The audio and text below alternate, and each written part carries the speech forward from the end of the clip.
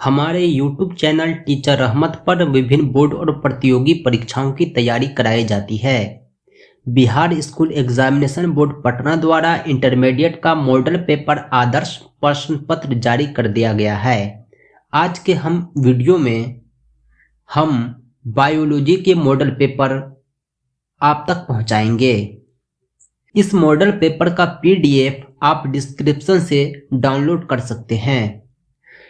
आज के इस वीडियो में हम जीव विज्ञान बायोलॉजी के ऑब्जेक्टिव क्वेश्चन आपको सॉल्व कराएंगे। मैं आपको ये बता दूं, इंस्ट्रक्शन में दिया हुआ है कि खंड अ में 70 वस्तुनिष्ठ प्रश्न हैं, जिसमें 35 प्रश्नों का उत्तर देना अनिवार्य है। अगर आप 35 से अधिक प्रश्नों का उत्तर देते हैं तो प्रथम 35 प्रश्नों का ही मूल्यांकन किया जाएगा और आपको प्रत्येक प्रश्न के लिए 1 अंक दिए जाएंगे। यह उत्तर OMR शीट पर देना है, नीले काले बॉल पेन से। यानी 70 क्वेश्चन में आपको 35 का आंसर देना है। आज के इस वीडियो में हम आपको 1 से लेके 35 तक के कुल 35 प्रश्नों को सॉल्व कराएंगे। अगला जो वीडियो होगा वो 36 से 70 तक कुल 35 प्रश्न उसमें सॉल्व कराए जाएंगे। यानी ऑब्जेक्टिव क्वेश्चन हमने 2 पार्ट में डिवाइड कर दिया है। उसके बाद हम सब्जेक्टिव का भी आंसर आपको उपलब्ध कराएंगे। आप हमारे वीडियो पर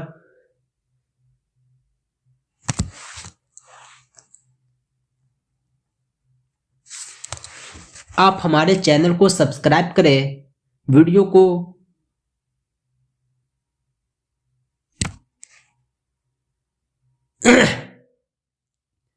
आप हमारे चैनल को सब्सक्राइब करें, वीडियो को कंटिन्यूअसली लास्ट तक देखें।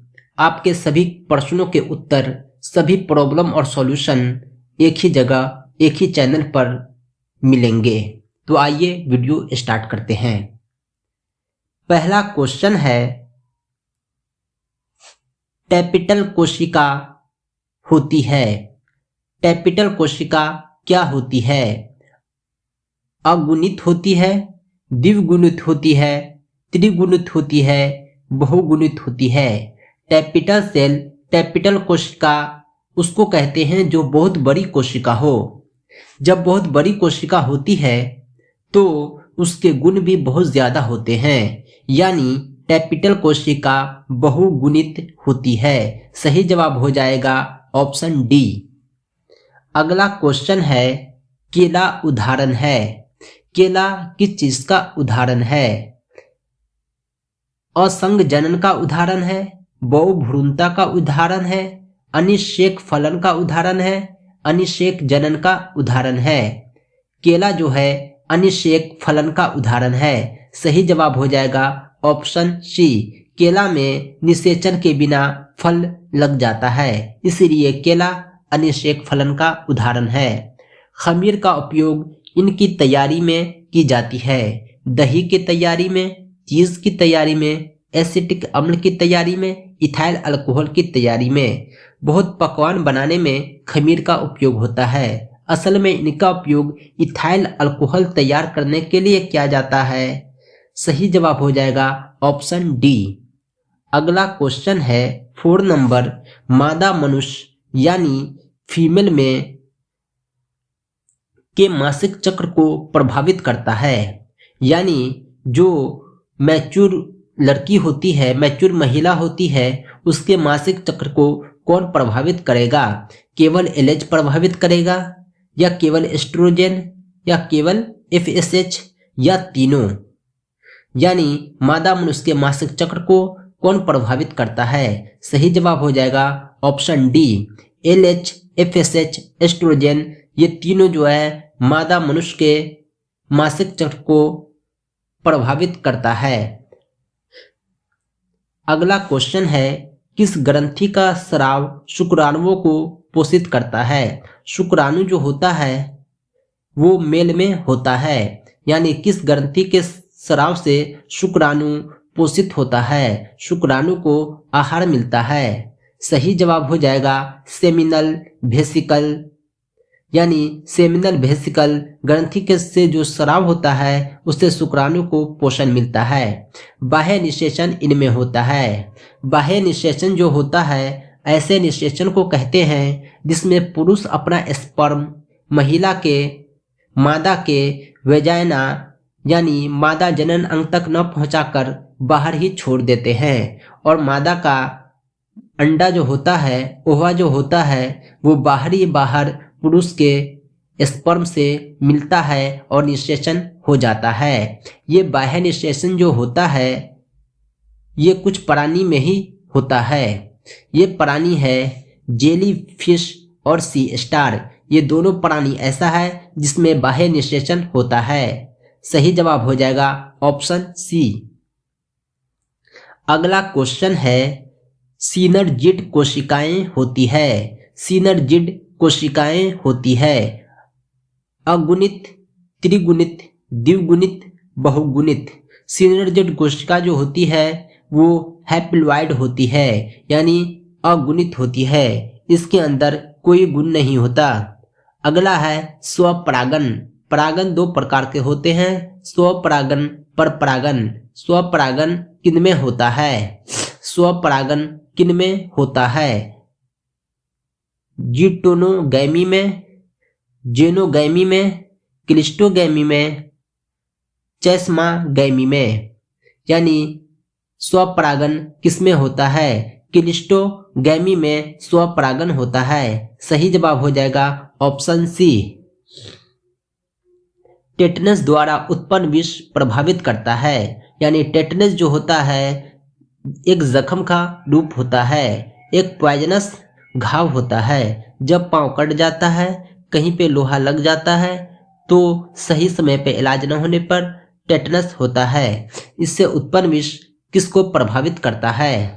स्वैच्छिक मांसपेशी को, अनैच्छिक मांसपेशी को, या दोनों को, या जबड़े की हड्डी को।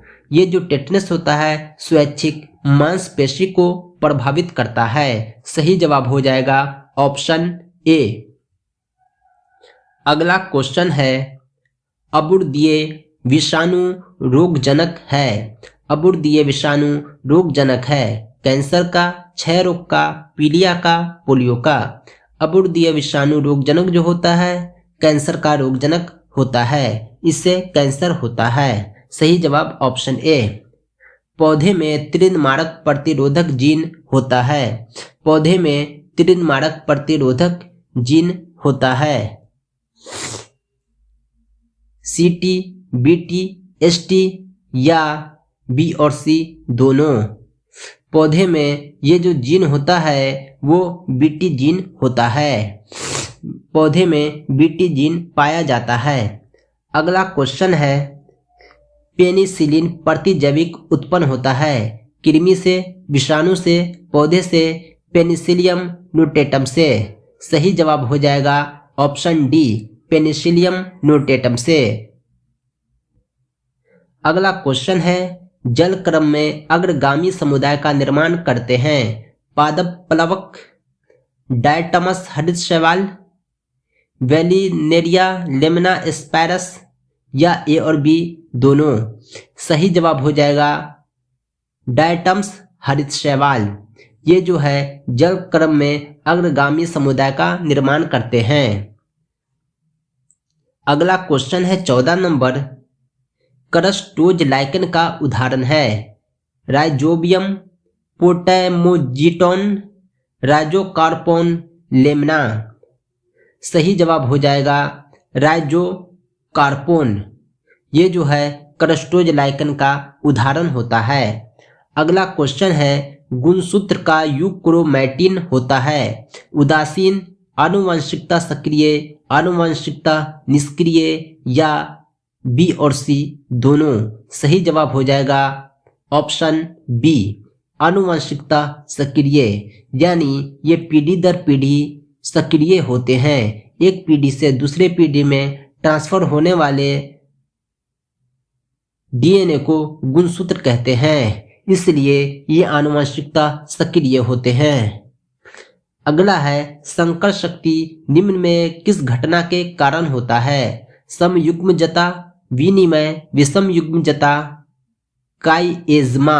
सही जवाब हो जाएगा ऑप्शन सी विषम युग्मजता। संकर जो होता है पौधे में होता है, यानी दो अलग अलग नस्ल के पौधे को मिलाकर तीसरी नस्ल तैयार की जाती है, उसे विषम युग्मजता कहते हैं। आम लीची के पौधे नर्सरी में जो उपलब्ध होते हैं वो संकर होते हैं, इसे हाइब्रिड माना जाता है। अगला क्वेश्चन है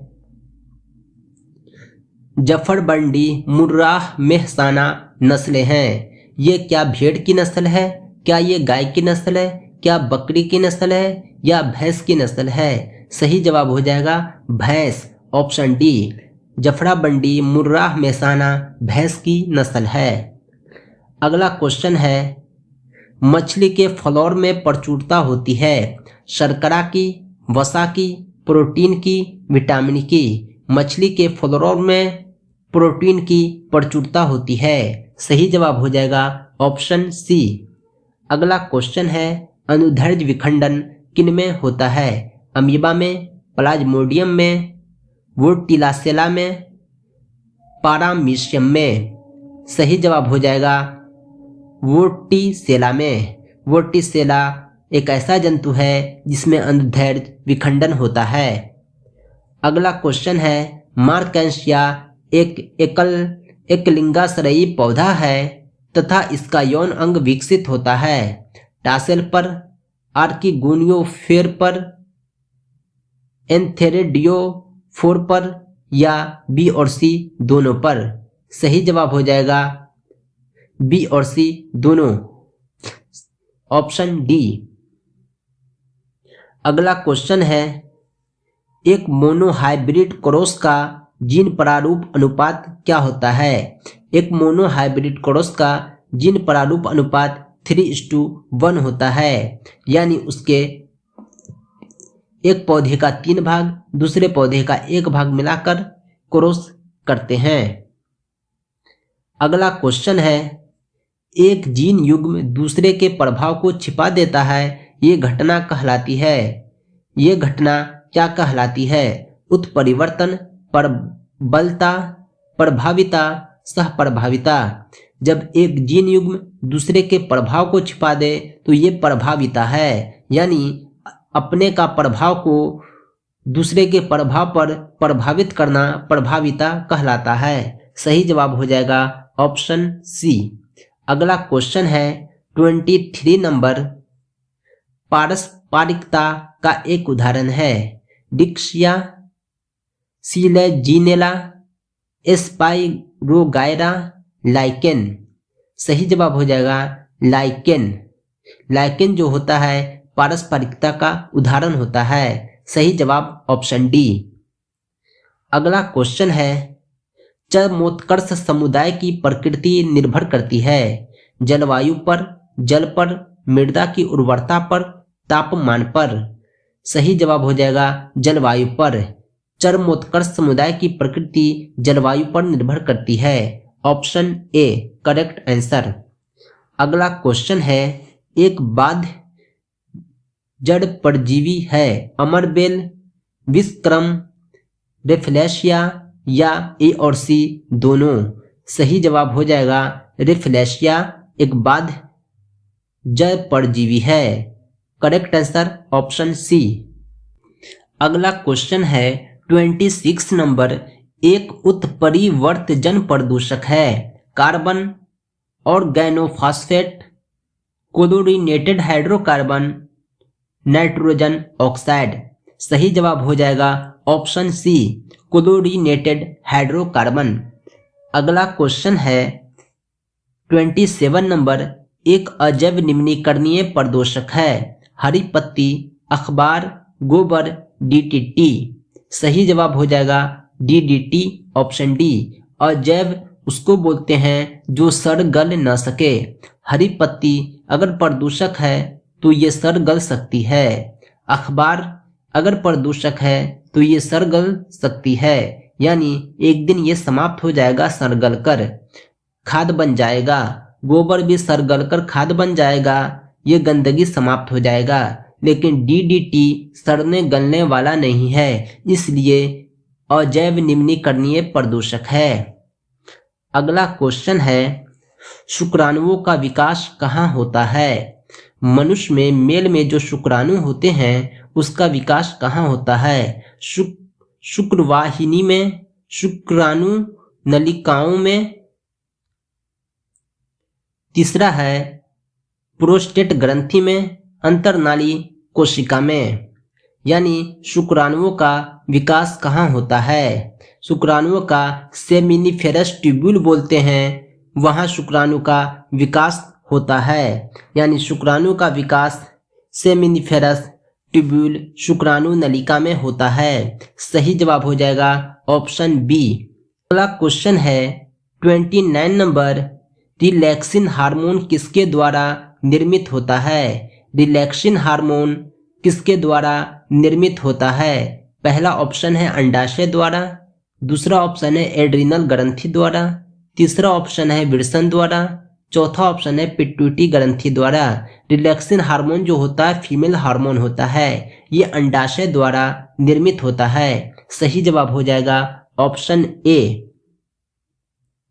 अगला क्वेश्चन है, गैस्ट्रूला में एक छिद्र होता है जो कहलाता है। गैस्ट्रूला में एक छिद्र होता है जो दुष्पोर कहलाता है, ब्लास्टोपोर कहलाता है, एप्लानोस्पोर कहलाता है, उस्पोर कहलाता है। सही जवाब हो जाएगा ब्लास्टोपोर, ऑप्शन बी।